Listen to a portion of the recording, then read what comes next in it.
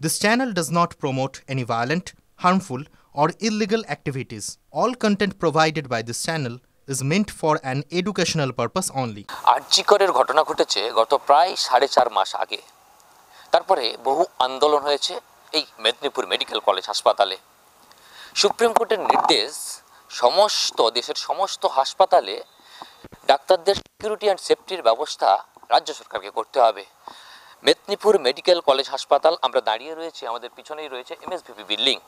এই বিল্ডিং থেকে ঠিক অদূরেই যে নীল সাদা বিল্ডিং দেখা যাচ্ছে সেটি মূলত মেডিসিনের বিল্ডিং, এবং ওই বিল্ডিং থেকেই ঠিক এই যে সোজা রাস্তা, আমার সহকর্মীকে দেখাতে বলবো যে রাস্তা দিয়ে হেঁটে আসছে সাধারণ মানুষ, এই সোজা রাস্তা দিয়েই কিন্তু যেতে হয় জুনিয়র ডাক্তারদের তাদের নিজস্ব গন্তব্যে। একদিকে চলে যাচ্ছে লেডিস হোস্টেল এবং আরেকদিকে বয়েজ হোস্টেল জুনিয়র ডাক্তারদের। কিন্তু এই রাস্তায় ঠিক গেটে ঢোকার মুখেই দেখা যায় যে সিকিউরিটির ব্যবস্থা রয়েছে, যদিও সেটা কথা বলে জানা গেছে খুব সম্প্রতি এই সিকিউরিটি বসানো হয়েছে বিল্ডিংয়ের সামনে। এটা তো লেডিস হোস্টেল তো না, সে তো একদম জানি, একদম ওই জন্য আমি ঢুকছি না, তো ওই জন্য গেটের বাইরেই দাঁড়িয়ে আছি। একদম কতদিন আছেন আপনারা? আছেন বলতে সেই মানে রানিং এ দুবার হচ্ছে মানে এটা হয়েছিল, তো দ্বিতীয়বারে যেটা সেটাতে আমি এসেছি। আচ্ছা আচ্ছা, প্রথমবার এটা কতদিন সেটা আমি জানি না, মানে রিসেন্টলি হয়েছে।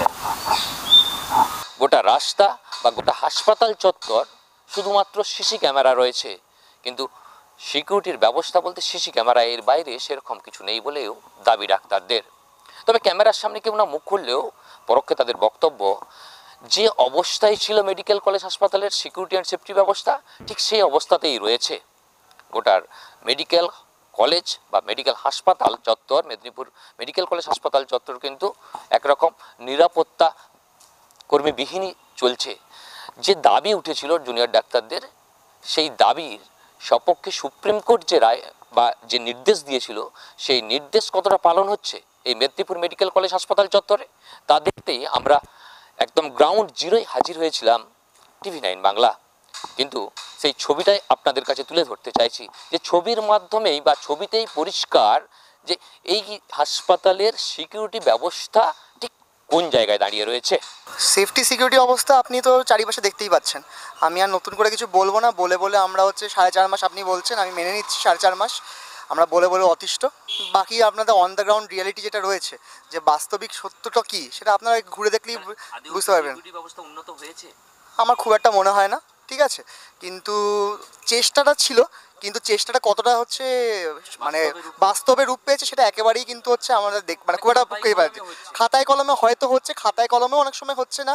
আমাদের হস্টেলে সেফটি সিকিউরিটি ইস্যুস এখনও রয়েছে, মানে দেয়াল তৈরি হচ্ছে, দেয়ালের জন্য সিসিটিভি বসছে ঠিক কথাই, কিন্তু যেখানে সেফটি সিকিউরিটি আমাদের পার্সোনাল দরকার, যেখানে আমাদের সিকিউরিটি গার্ড দরকার, সেখানে কিছুতেই নিয়োগটা করানো হচ্ছে না। ওই যে বললাম আমাদের হচ্ছে যে মানে সিকিউরিটি গার্ড বাদ দিয়ে যে জিনিসগুলো করণীয় সেগুলো কিছুটা কাজ এগিয়েছে, কয়েকটা জায়গায় অনেকটাই কাজ এগিয়েছে, কিন্তু তা বাদ দিয়ে সিকিউরিটি গার্ডের নিয়োগ নতুন করে হয়নি। দাঁড়িয়ে রয়েছে এখন মেদিনীপুর মেডিকেল কলেজ হাসপাতালের বিধান ব্লকের সামনে, আর বিধান ব্লকের সামনে ঝাঁ চকচকে রাস্তা, রয়েছে লাইট, আর ঠিক তার পাশেই ডাক্তারদের যে আন্দোলন চলেছিল সেই আন্দোলনের স্মৃতিচিহ্ন এখনো রয়েছে।